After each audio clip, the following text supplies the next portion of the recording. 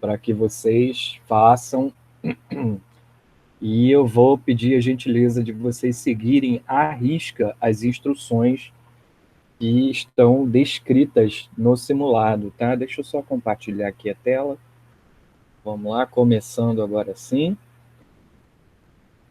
Para quem está assistindo a gravação, boa noite, bom dia, boa tarde, não sei que horas, boa madrugada, não sei que horas que você vai ver essa gravação. E eu estou sentindo falta aí do pessoal. Cadê vocês? Bom, de qualquer forma, iniciarei aqui, reiniciarei, né?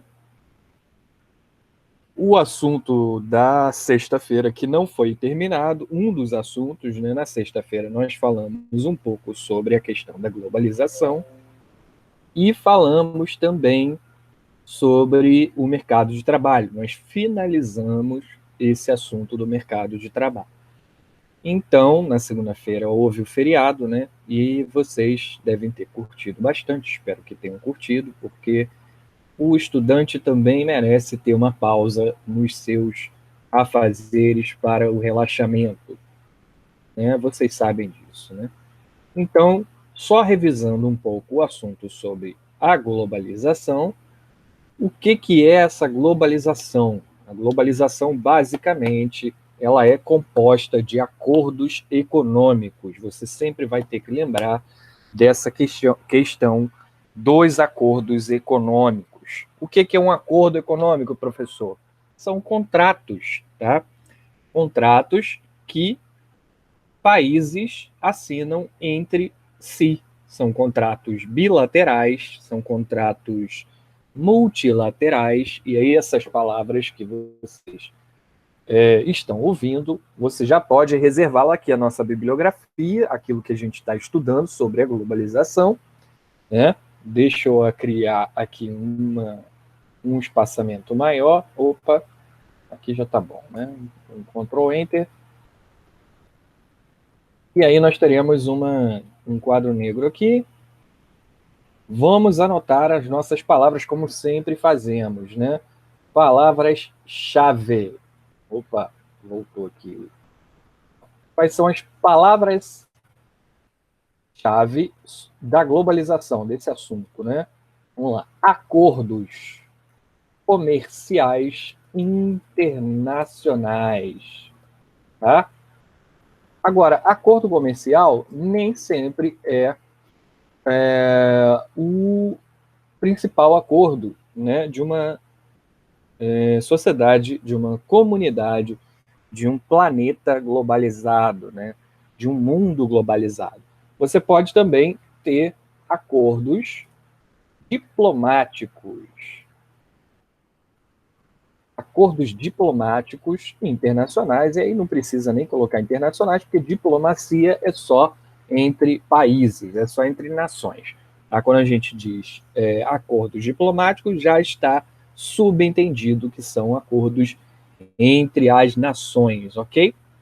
Bom, prosseguindo aqui com o nosso assunto, vamos pegar, assim, palavras-chave: acordos bilaterais, ou seja, entre dois países, tá? Acordos multilaterais, ou seja, entre mais de 3 países. Okay? E aí eles podem ser do caráter diplomático ou do caráter comercial, tá? De caráter comercial ou caráter diplomático. Esse é basicamente como eu posso dizer, o topo, né? O topo não, o topo é muito demodé. Esse é basicamente a estrutura, a coluna vertebral. Essa é basicamente a coluna vertebral do nosso assunto. Ou seja, acordo diplomático. Né? Se não houver acordo comercial, que haja pelo menos acordo diplomático. Não é à toa que recebemos aqui os nossos filmes hollywoodianos, né? Existem acordos comerciais de distribuição dos filmes da Academia Americana de Cinema, de Hollywood, né? Academia Americana, sediada lá na Califórnia. Então, eles assinam acordos e nós consumimos a cultura americana. E isso é uma característica da globalização, né? Uma característica que tem seus pontos positivos e seus pontos negativos. Então, aqui, de acordo com nosso texto, revisando a aula passada, a globalização é um dos termos mais frequentemente empregados para descrever a atual conjuntura do sistema capitalista e sua consolidação no mundo. Ou seja, o sistema capitalista se consolidou. O que seria consolidação? Ele se tornou sólido, tá? Sólido, com solidez, tornar-se sólido. Esse é o significado da palavra consolidação. Por que ele tornou-se sólido? Porque houve a queda do Muro de Berlim e, com isso, a abertura política da antiga União Soviética. Um trechinho de aula de história aí para vocês que estão desatualizados desse tema, né? O que consolidou o capitalismo como principal sistema no mundo? A queda da União Soviética, ok? E aí tem várias teorias de por que houve a queda da União Soviética, a dissolução, né, da União Soviética, mas eu prefiro ficar com a teoria de que Chernobyl que contribuiu mais para que a União Soviética fosse dissolvida. Ou seja, a maior tragédia radioativa da humanidade depois das bombas de Hiroshima e Nagasaki.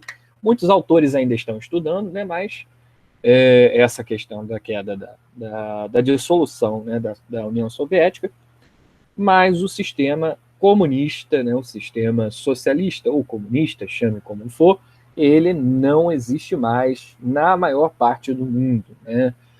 Nós temos hoje aí a Coreia do Norte, Cuba e China, com sistemas socialistas barra comunistas, né? E é difícil um pouco até de explicar, porque nós não vamos entrar nesse assunto e eu também não entendo muito de política socialista e comunista, então não consigo dar um panorama maior para vocês. O que vale aqui para a gente é que o sistema capitalista prevaleceu, venceu a batalha na figura dos Estados Unidos da América, venceu a batalha por um sistema em que a sociedade pudesse ter maior confiabilidade, né? E essa confiabilidade também está no fato de que a prática desse sistema capitalista ela é uma prática de integração, ou seja, nós nos integramos através desses acordos comerciais e diplomáticos às políticas, aos povos de outros países, e eles se integram à nossa nação através do turismo, através do comércio, através da cultura, através das indústrias, né, o processo de industrialização ou não industrialização dos mercados do mundo, né, dos mercados, dos diversos mercados, ou seja, das diversas nações do mundo capitalista, ele tem muito a ver com essa questão da globalização. Tanto é que não podemos esquecer, né? Nós não esquecemos, quando estamos com o nosso celular na mão, que a maior parte dessa tecnologia ela é estrangeira, ela não é brasileira. Nós temos fabricantes de celulares no Brasil, marcas brasileiras, temos a Positivo, é uma marca brasileira, né? Existem outras também, né? Não vou saber citar outras, mas existem, certamente, só que elas não são tão competitivas quanto as marcas estrangeiras que nós mais conhecemos, como, por exemplo, a Apple, né? A Apple é um grande exemplo da globalização. Ela fabrica os seus iPhones, famosos iPhones, na China, se eu não me engano, e em outras fábricas pelo mundo. Mas a rigorosidade das fábricas da Apple para os seus smartphones, para os seus iPhones, ela é tão grande que tornou a fábrica um sucesso, a fabricante um sucesso no mundo todo, porque eles são resistentes, são aparelhos de muita qualidade, de uma qualidade fora da competitividade, né? Somente a Samsung chega perto hoje e às vezes até ultrapassa, né? Mas são poucas fabricantes que têm uma qualidade tão grande. Eu não estou sendo pago pela Apple para fazer propaganda, não. Eu estou falando sobre a globalização. A Apple é uma empresa americana, de capital americano, né?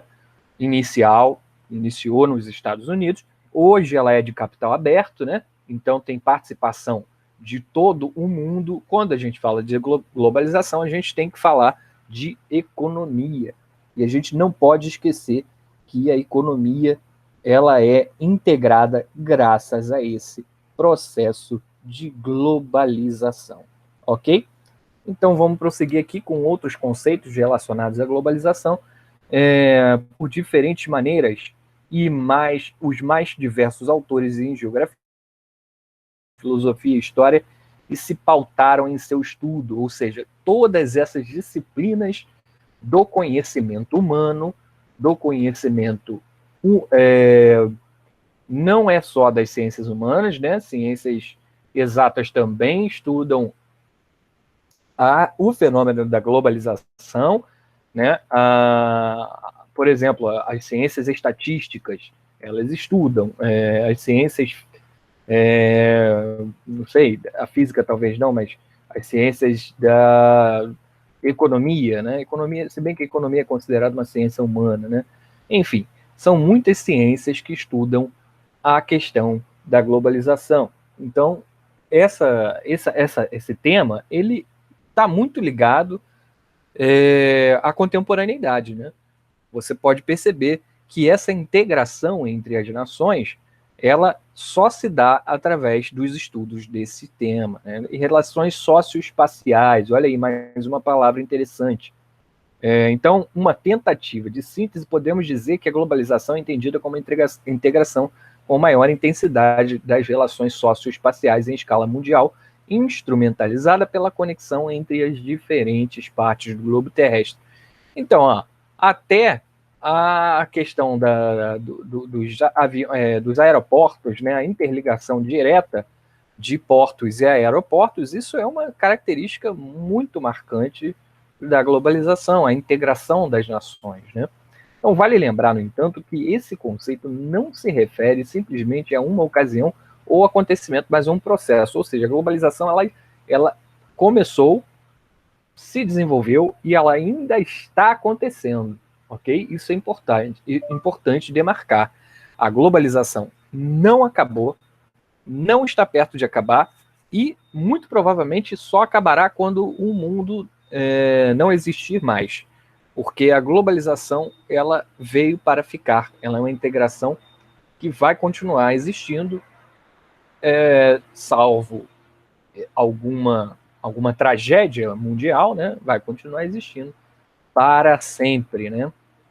Então é isso. Ela não é um processo que já terminou. Ela continua, está em constante evolução e transformação, de modo que a integração mundial, por ela gerada, é cada vez maior ao longo do tempo.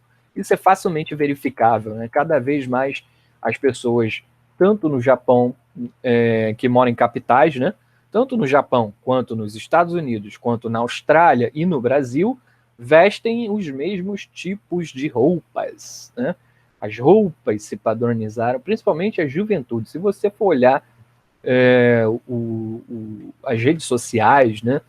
Especialmente o Instagram e o Facebook, você vai perceber que há uma padronização, ou uma multipadronização, né? Muitos jovens com estilos parecidos mesmo, morando em cidades grandes de países bem diferentes, né? Um outro exemplo dessa questão da globalização é Nova York. Nova York é uma cidade que muitos acreditam ser americana, né? Claro, politicamente, professor, mas o senhor vai falar uma besteira aí. Nova York é americana. Óbvio que ela é americana. Mas no sentido da cultura de Nova York, ela é a cidade menos americana que existe. Ela não tem nada a ver, ou quase nada a ver, com a cultura do povo, do restante do povo americano. Por que eu estou falando isso? Né? Daqui a pouco eu vou entrar nessa parte, né? Vamos aqui continuar esse texto, senão a gente não termina e não passa para outro, e tem outros textos bem interessantes para a gente poder trabalhar nessa aula de hoje. O que está dizendo aqui é o seguinte, que há um século, né, por exemplo, a velocidade da comunicação entre diferentes partes do planeta até existia, né? Porém, ela era muito menos rápida e eficiente que a dos dias atuais, que, por sua vez, poderá ser considerada menos eficiente em comparação com as prováveis evoluções técnicas que ocorrerão nas próximas décadas. Podemos dizer, então, que o mundo encontra-se cada dia mais globalizado. Isso é uma realidade, né? Como eu falei para vocês, o avanço realizado nos sistemas de comunicação e transporte, responsável pelo avanço e consolidação da globalização atual, propiciou uma integração que aconteceu de tal forma que tornou comum a expressão aldeia global. Olha só que legal, aldeia global, você pode utilizar nessa temática da globalização para você escrever a sua redação. Aldeia global é uma expressão que define que onde quer que você esteja, você está no planeta Terra e a cultura é parecida, né?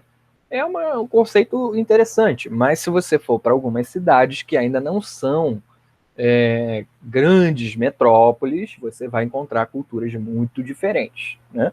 Aqui no Brasil mesmo. São Paulo e Rio de Janeiro já tem alguma diferença, né? Mas se você for ver e comparar São Paulo a Nova York, talvez tenha mais similaridade do que São Paulo e Rio de Janeiro. Não sei. Aí seria um caso de estudo, né? Mas, de qualquer forma, aldeia global é uma boa expressão para você utilizar na sua prova de redação, tá? Vai demonstrar que você tem conhecimento técnico sobre o tema e está ligado, leu o assunto antes de fazer uma prova sobre esse tema. Então, o termo aldeia faz referência a algo pequeno, onde todas as coisas estão próximas umas das outras, e o que remete à ideia de que a integração mundial no meio técnico informal tornou o planeta metaforicamente menor. O que é metaforicamente, gente? Metaforicamente é no sentido figurado, né? Num sentido, o planeta não ficou menor, né? Mas as distâncias diminuíram em relação ao passado por conta de uma sensação de que tudo corre mais rápido.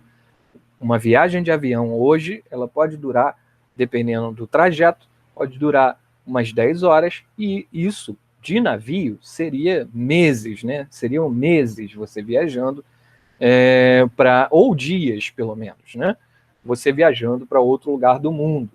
Isso é tornar as distâncias metaforicamente menores, tornar o planeta metaforicamente menor. Ou seja, ele não diminuiu de tamanho, mas as distâncias se encurtaram porque os meios de transporte evoluíram e assim puderam andar mais rápido, né? Então, a origem da globalização aqui fala da Guerra Fria, que eu já falei, não vou repetir, fala sobre a queda do Muro de Berlim, né? De toda forma, como já dissemos, ela foi gradativamente apresentando evoluções, e a revolução técnico-científica e informacional, nossa, professor, que nome é esse, né? Simples, essa revolução é a revolução dos computadores, técnico-científica e informacional, a revolução da informática, tá? Nós estamos aí na quarta revolução industrial, né? A primeira revolução industrial foi, vamos tentar lembrar aqui, revolução das máquinas. Nós tivemos aí a utilização das máquinas a vapor. Depois, a revolução... na verdade, nós tínhamos a utilização das máquinas a vapor. Não, isso. Nós trocamos os processos que eram mecânicos e manuais para processos de máquinas a vapor automatizadas, ou seja, o sujeito acionava uma alavanca e a fábrica ia funcionando nessa tecnologia a vapor. E aí a segunda revolução industrial foi a questão do advento da energia elétrica. E a terceira revolução industrial, eu não estou me recordando qual é, mas depois a gente pode verificar, acredito eu que seja a criação das telecomunicações, que não é ainda a científica informacional. Só depois da Segunda Guerra Mundial, bem depois da Segunda Guerra Mundial, se vocês quiserem ver o filme do Alan Turing, que jogo de adivinhação, depois eu vou pesquisar e vou falar também para vocês, mas eu também não estou me recordando agora, é que vai falar sobre essa revolução técnico-científica informacional que aconteceu na década de 50 e 60, e aí foi possível a criação do computador, e aí todo mundo começou a mandar e-mail, né? Na década de 80, na década de 90, então todo mundo já tinha computador em casa.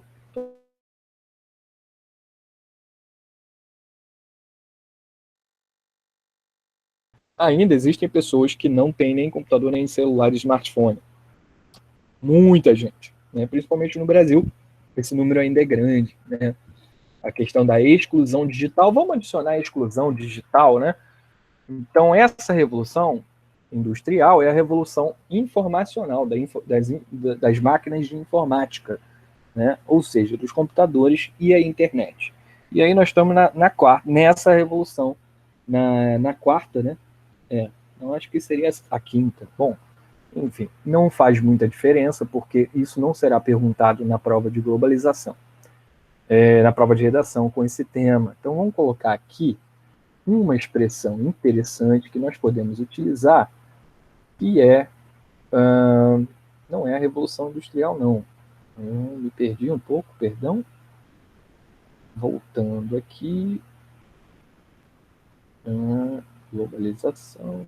Tá. Exclusão digital, lembrei. Então, temas que podem ser recorrentes, né? A exclusão digital, principalmente por conta, ou até a inclusão digital. Ele pode falar um pouco da inclusão digital, principalmente porque nós estamos atravessando a pandemia e aí muita gente está sem acesso à questão do computador, né? Sem acesso à internet direito, sem acesso ao computador, sem acesso a um smartphone, e essas pessoas são chamadas de excluídas digitalmente, né? Excluídas digitais. E isso cria uma cultura completamente diferente para essas pessoas, né? O meio de comunicação delas vira apenas a televisão, que é uma coisa que é bem limitada, bem mais limitada, e ela não tem muito direito de escolha quanto quem utiliza a internet e quem utiliza um computador e um smartphone, né? Vamos voltar aqui ao texto. E esse assunto pode aparecer para vocês, tá, gente? Inclusão e exclusão digital, tá?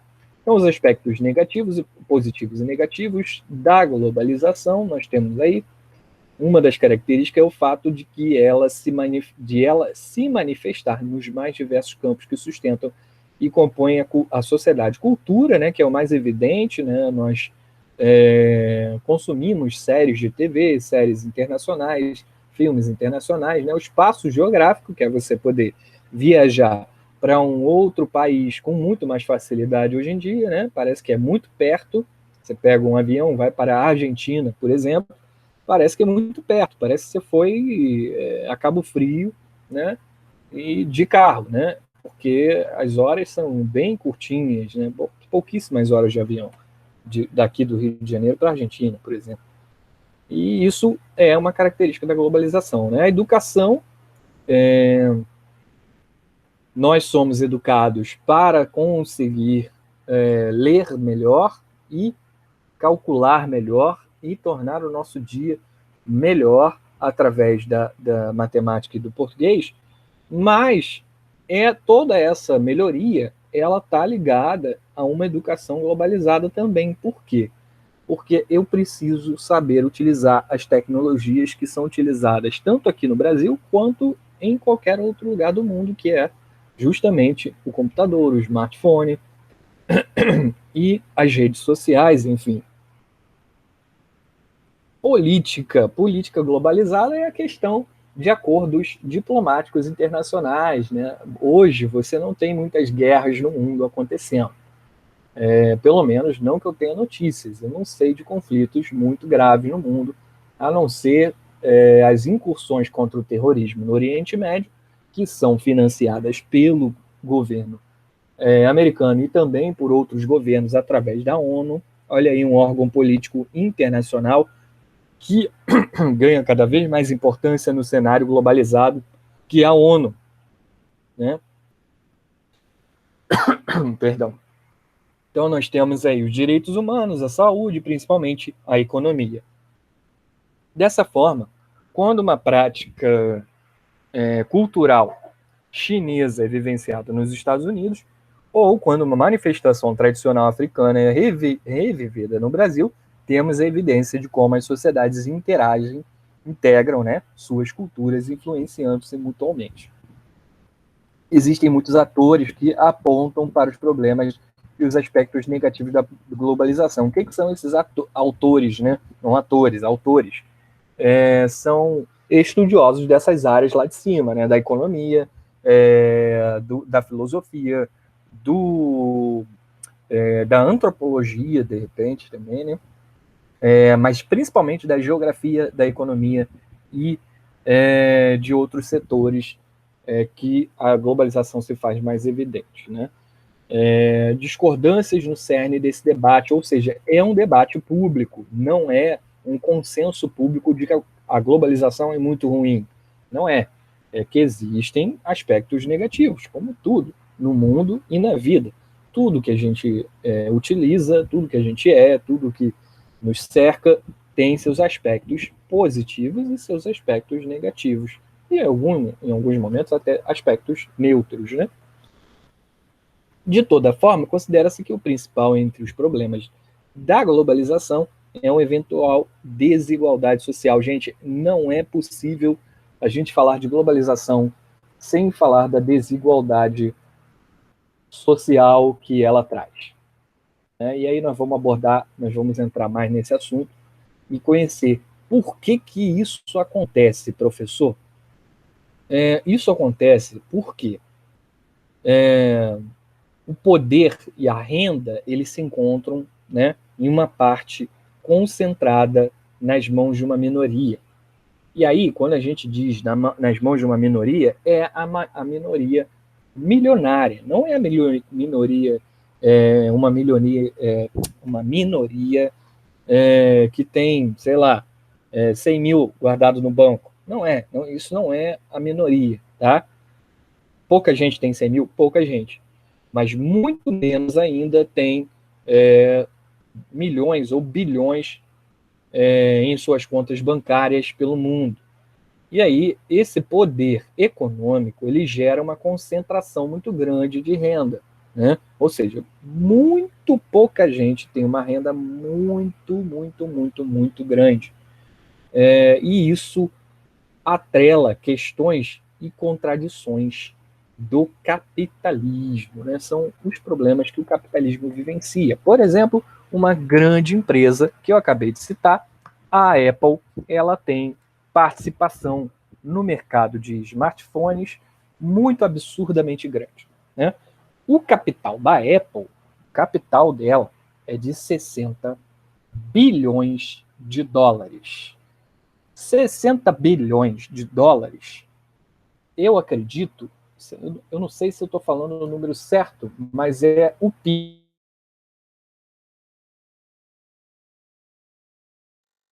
capital da Apple 2019. Vamos lá. Não vou nem falar desse ano, porque pode ser que até que tenha subido, mesmo com pandemia. Olha aqui, ó. A receita da Apple foi de 55 entre 55 e 59 bilhões. Isso apenas uma empresa. Isso é gravíssimo. Por quê?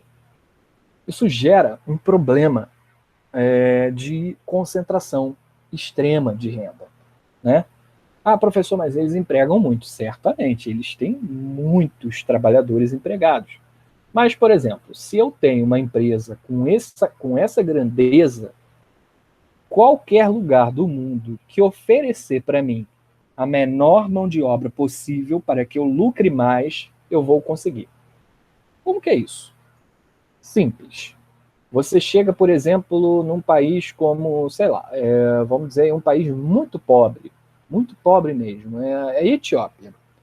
Aí o cara da Etiópia, né, o presidente da Etiópia recebe um comunicado da Apple, um comunicado não, uma tentativa da Apple e do governo americano de instalar uma fábrica de celulares e smartphone na África, na Etiópia.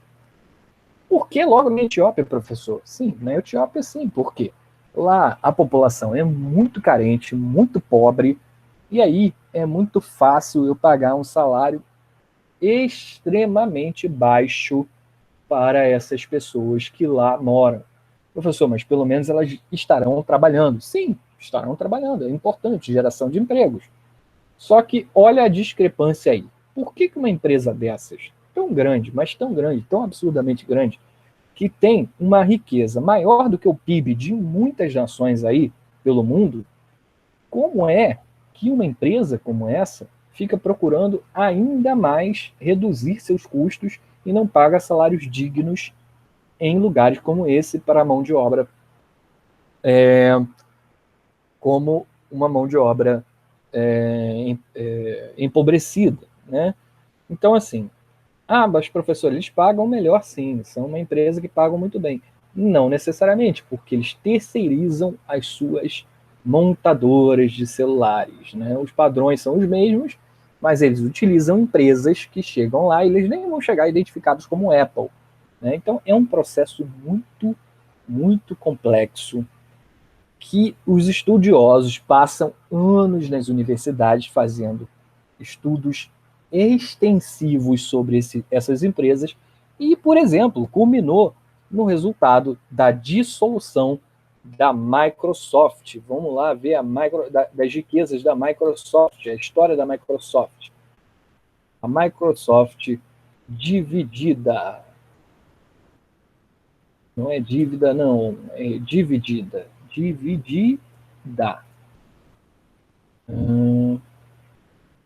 Microsoft dividida por ordem do governo americano. O que aconteceu na década passada, né? A Microsoft foi obrigada, porque ela era absurda. Aqui, ó. Microsoft e governo americano, isso aqui eu não lembro, não tem a data, né? Que pena.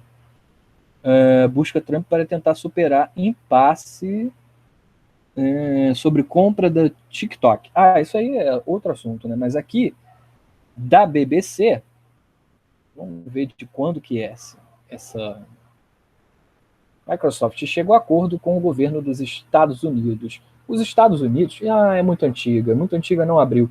Mas, enfim, se você for pesquisar, provavelmente você vai encontrar, né, o caso, olha lá, veja a cronologia do caso antitrust da Microsoft. É uma coisa boa que foi feita pelo governo americano, através dos seus parlamentares, que chegaram à conclusão que o Bill Gates era tão bilionário, tão rico, que ele não podia ter mais a Microsoft só para ele. Ele teria que dividir a empresa. Por quê? Não tinha concorrente. Chegou num ponto que não existia mais concorrência para a Microsoft. Deixa eu ver se vai abrir essa. É muito interessante esse caso, informática online. Tem um monte de notícias aqui. Eu acho que não abriu, não. O que é o trust, né? O que é o trust? Vamos jogar aqui. Caso antitrust Microsoft. Vamos ver se a gente acha alguma coisa aqui que é antigo, tá, gente? Isso aí demora muito tempo. A Google é provável que aconteça isso com ela também. A Apple também é provável que aconteça. Né? Caso Estados Unidos versus Microsoft, bases da relação entre direito. Olha só que coisa linda. Eu adoro direito. Direito é uma área da humanidade que é fascinante. Eu só não me torno advogado porque não tenho mais paciência. mas é uma área do conhecimento que é muito fascinante, né? O processo antitrust contra a Microsoft acaba depois, isso foi em 2011, né? Olha só quantos anos durou.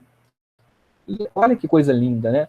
Uma empresa que tinha um poder imenso foi dividida, né, por ordem judicial, porque não tinha concorrência e aí eles estavam dominando o mercado de tal forma que era ruim para a economia americana e ruim para a economia do mundo todo, né? Depois de mais de 10 anos, olha só, 2011, foi encerrado o maior processo antitruste da última década, que envolvia a Microsoft e o Departamento de Justiça americano. No final da semana passada, quase que discretamente e sem muita repercussão, acabou o processo movido pelo governo federal americano em 1998 contra a Microsoft. A ação de quase 13 anos colocou a gigante de software sob a supervisão de uma corte federal, que passou a monitorar as acusações de truste e monopólio a partir de 2002.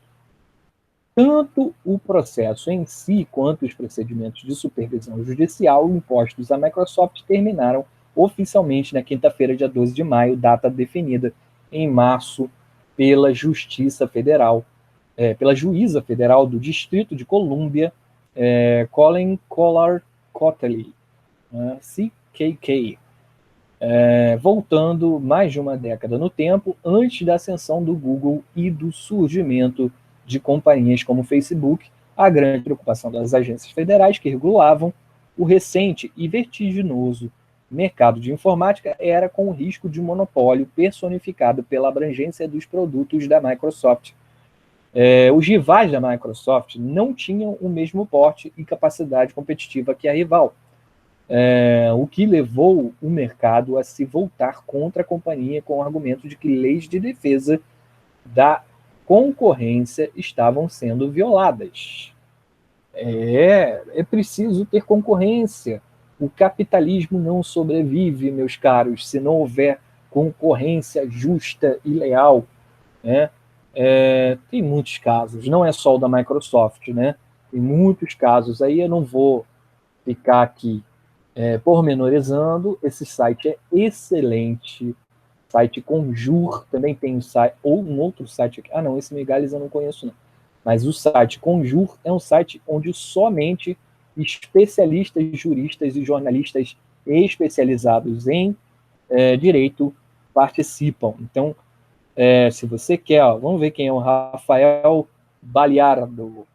Rafael Baliardo, vamos ver quem é você. Cadê ele aqui? É correspondente da revista Consultor Jurídico, que é o Conjur, né? Nos Estados Unidos. Mas não tem o currículo do Rafael aqui. Vamos procurar aqui porque é muito interessante saber. Tá mandando um e-mail. Não quero mandar e-mail para ele. Bom, vamos voltar aqui ao nosso assunto da aula, mas é só para você ter uma ideia, aluno, de que essa desigualdade social ela também provoca prejuízo até para as empresas, ok? Então não pode haver, é um contrassenso que pouquíssima gente ganhe um salário mínimo e, aliás, pouquíssima não, muita gente, mas muita gente mesmo ganhe um salário mínimo e uma meia dúzia de ricos. Por exemplo, o Brasil acho que tem super ricos, não é ricos, tá? Rico é aquela pessoa que tem 1 milhão, sei lá, alguns poucos milhões, vamos dizer assim, de bens. Não só no banco, né? Tem um imóvel, tem 2, tem 3 imóveis e tal. Esses são ricos. Esses não são o que preocupam mais, tá? O que preocupa mais são os bilionários, aquelas pessoas que têm riquezas acima da casa dos bilhões de reais. Por quê? Porque se ela tiver essas riquezas e não estiver investindo o seu capital, ou boa parte do seu capital, para a sociedade, revertendo em empregos, ela está causando um prejuízo enorme à economia, no sentido de que a sua riqueza não gera outras riquezas, né? Então, ela deve pagar, sim, um imposto sobre grandes fortunas, que está sendo pensado justamente para resolver esse problema do capitalismo. Professor, o senhor é anticapitalista? Não sou anticapitalista. Eu sou a favor de justiça e equidade social, para que a gente não tenha pobreza, o fantasma da pobreza e da miséria assolando ao redor do mundo, porque a pobreza e a miséria, elas geram gastos trilionários, tanto para os países quanto para os nossos impostos, né? Quanto mais pobre e miserável é uma população, maior a violência urbana vai ser, maior os problemas de saúde da população estarão acontecendo.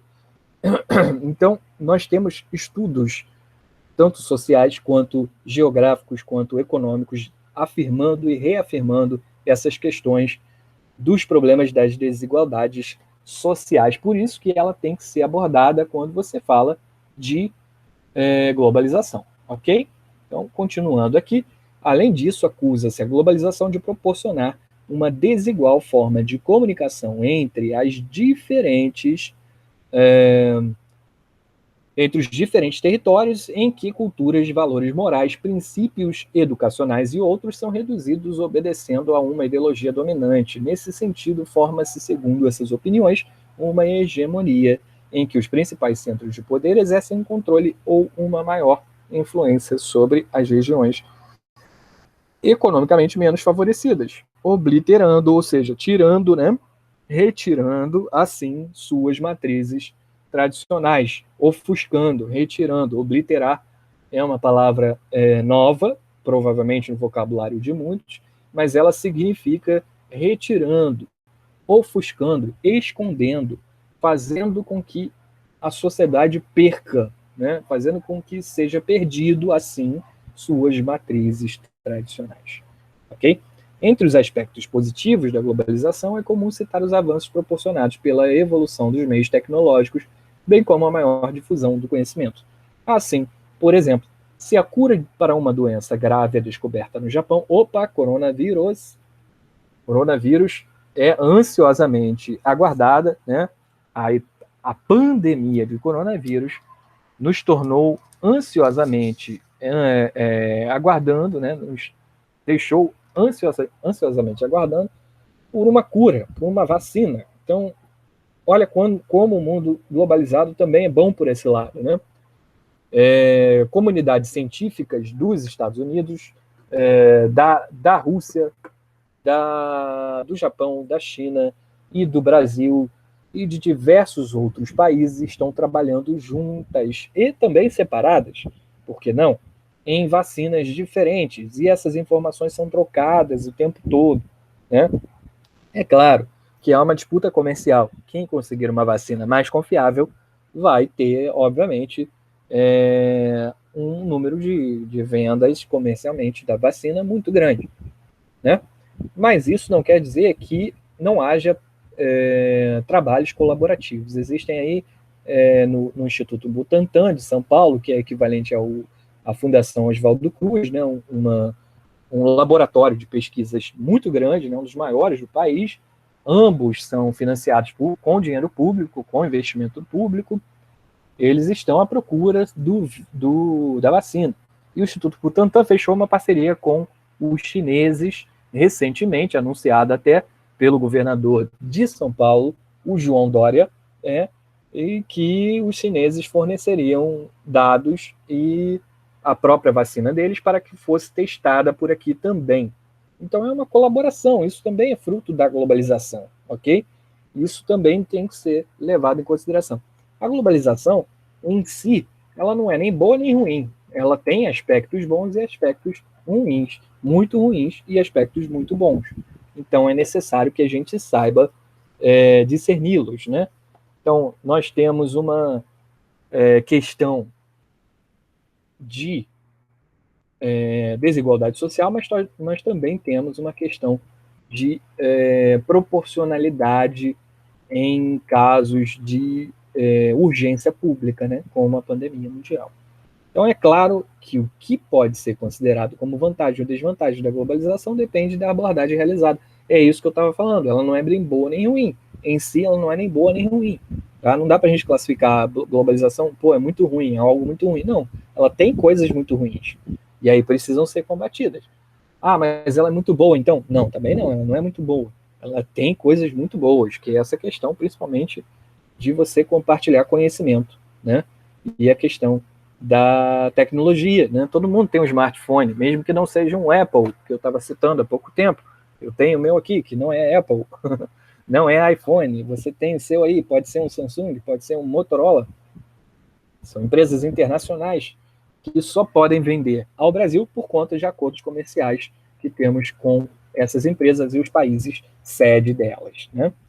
Então, quais são os efeitos da globalização? Aqui, gente, vai entrar a parte que você vai falar na sua conclusão, tá? Primeiro, é importante você saber, esse texto vai estar disponível, tá, gente, para você ter como texto base para escrever sua redação sobre globalização, tá?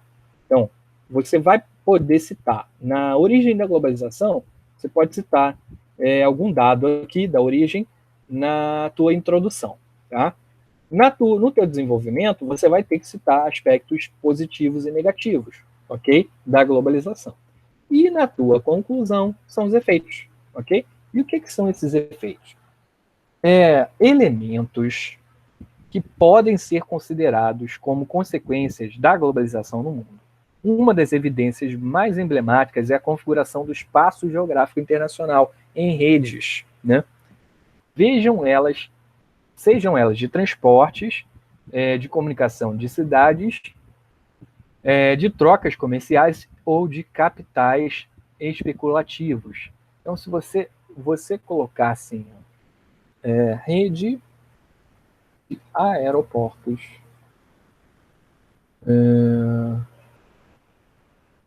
mundo interligada. Vamos procurar uma imagem para a gente ver isso, como funciona, professor. Vamos. Olha só que interessante. Isso aqui é só a malha de transporte aéreo brasileira. Cadê? Eu quero uma imagem. Imagens. Aqui, olha que legal. Olha que bacana. E não tem todas as ligações, não, hein? Aqui é só um exemplo da rede de aeroportos interligada através do mundo. Vamos abrir esse mapa aqui para ver que interessante que é a globalização.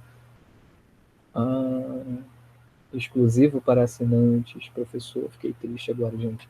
Vamos ampliar, então. Ok, ampliando. Chega um pouquinho para o lado, vai estar um pouquinho bem. Dá para ver, né, gente? Olha aqui a quantidade de interligações internacionais, a quantidade de voos internacionais. É muita coisa, né? Parece uma linha de metrô. Quem já foi a São Paulo, pega o mapa do metrô de São Paulo, é parecido. Tem várias cores, né?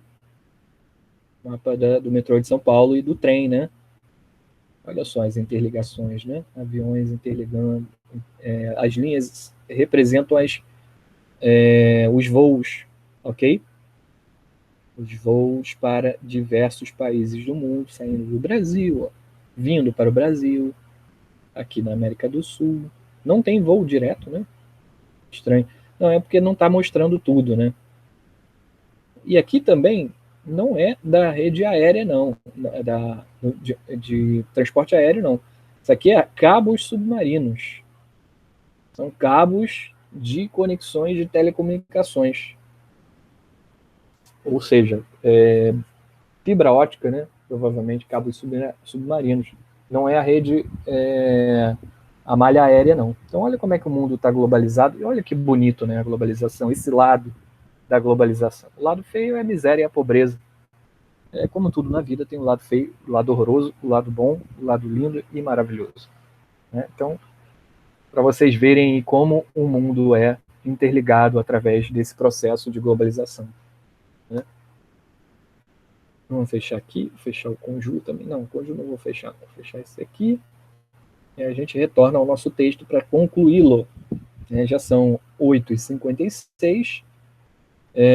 Em 10 minutos estarei concluindo essa aula. Lembrando que, para você que está assistindo essa aula após a apresentação dela para você que está assistindo no final de semana, para você que está assistindo durante a semana, para você que está assistindo de manhã, de tarde ou de noite. Você precisa entrar lá. Vou apresentar aqui o lugar onde eu coloquei o simulado. Você precisa entrar aqui, ó, nas atividades da sua turma, e aí você vai entrar lá, simulados, tá? E vai clicar aqui, ó, simulado de redação, tá? O professor Ismeson postou uma nova atividade, simulado de redação.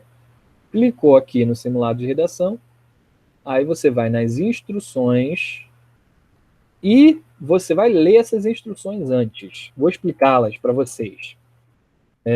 Antes de abrir o arquivo e iniciar o simulado, leia as instruções abaixo. Gente, não deixa de ler, não deixa de prestar atenção, tá? Então você vai ler e vai estar escrito o seguinte: você vai ter 2 horas para fazer essa redação. Se você não terminar ela em 2 horas, o sistema vai fechar automaticamente e você não vai conseguir entregá-la, tá? Aí vai ser complicado. Então, por favor, se atente ao horário, tá? Toda a redação será online. O sistema será aberto, ou seja, esse formulário vai ser aberto. Eu coloquei aqui planilha, mas não é planilha, né? E não será possível fechá-la, né, o formulário, esse formulário aqui da prova, da redação, né, do simulado, não vai ser possível fechá-lo ou alterná-lo para outra aba. Ele vai ficar bloqueado no teu navegador, seja o Google Chrome ou o Microsoft Edge.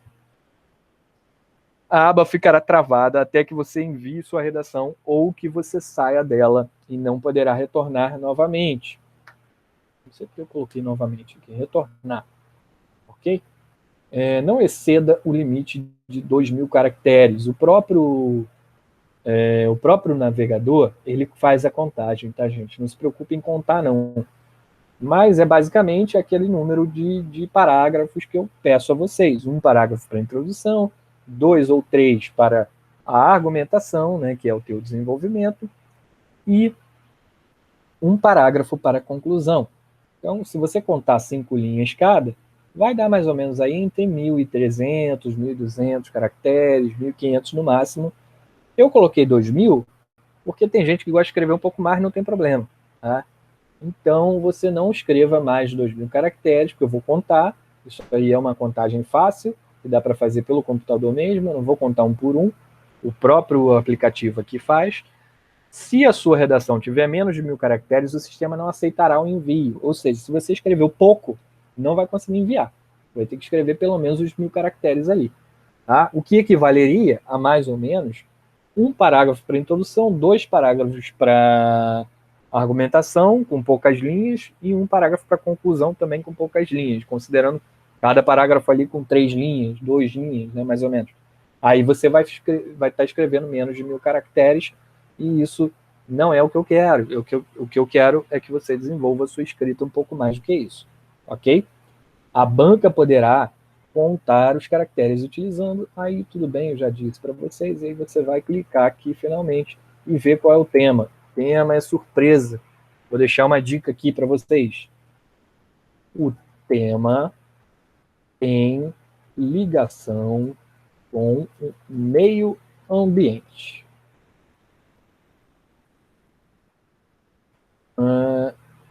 Mas é uma surpresa, tá? Não abordamos esse tema ainda.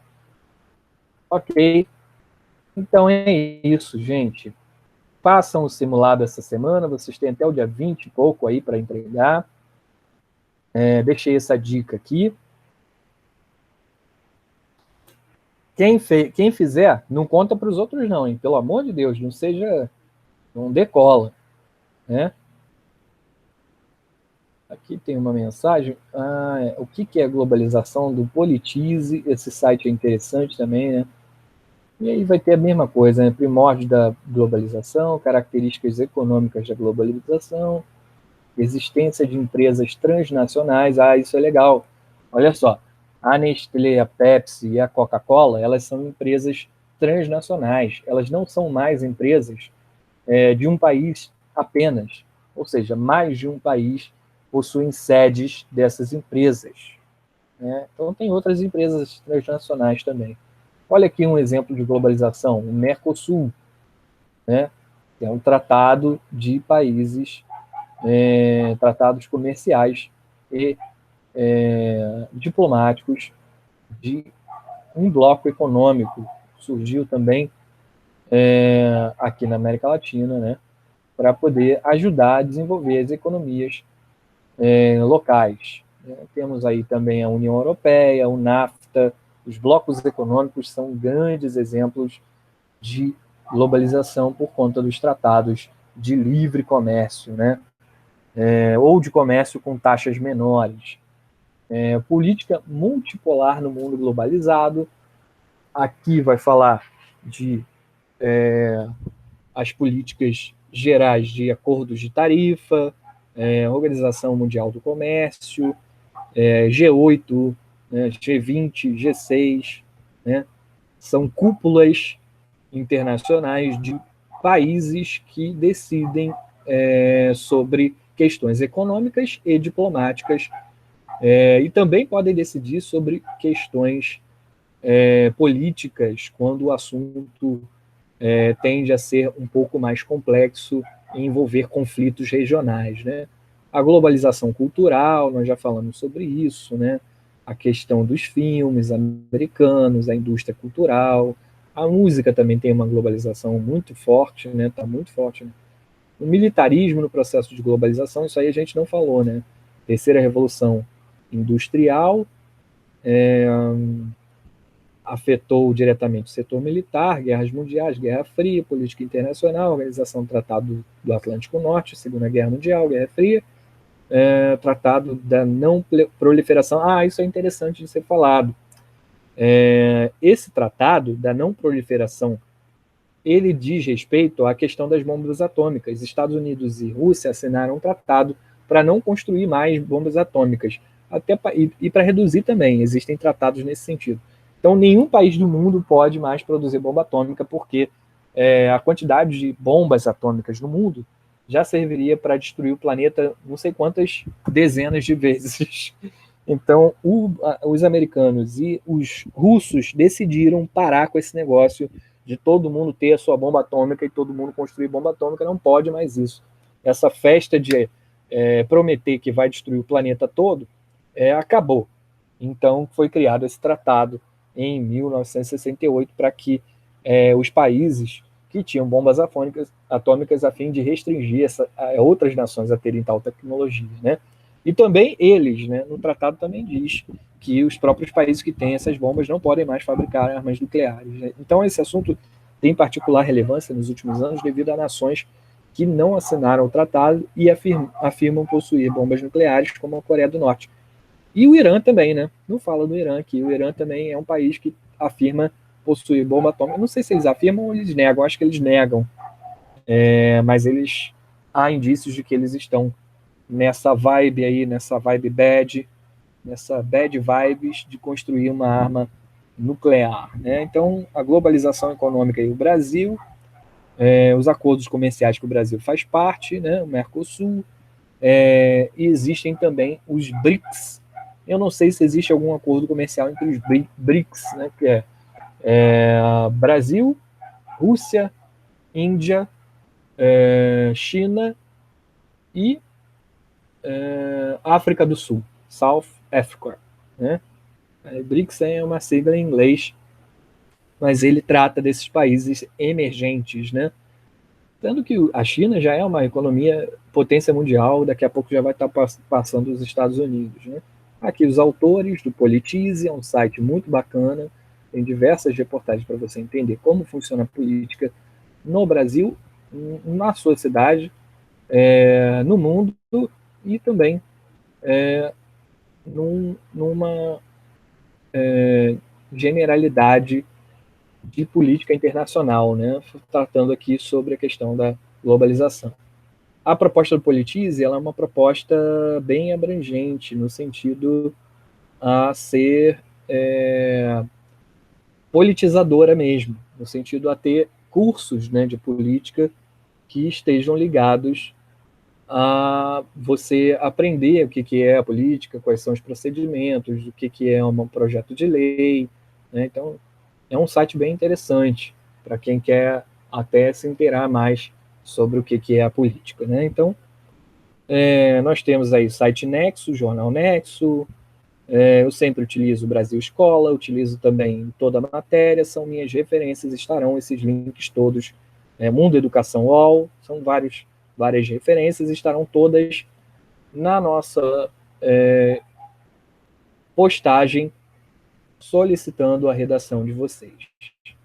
Bom, eu sou o professor Pablo, estou encerrando aqui a aula de hoje e eu espero que vocês tenham um ótimo final de semana, uma ótima semana, até a segunda-feira, e façam o simulado, tá, gente? Não deixem de fazer, e tem redação lá postada para vocês fazerem. Ninguém me entregou a redação até agora. Por favor, busquem entregar a redação. Preciso que vocês entreguem para a gente poder se desenvolver, ok? Um abraço, tchau, tchau, um bom final de semana e uma excelente semana para vocês.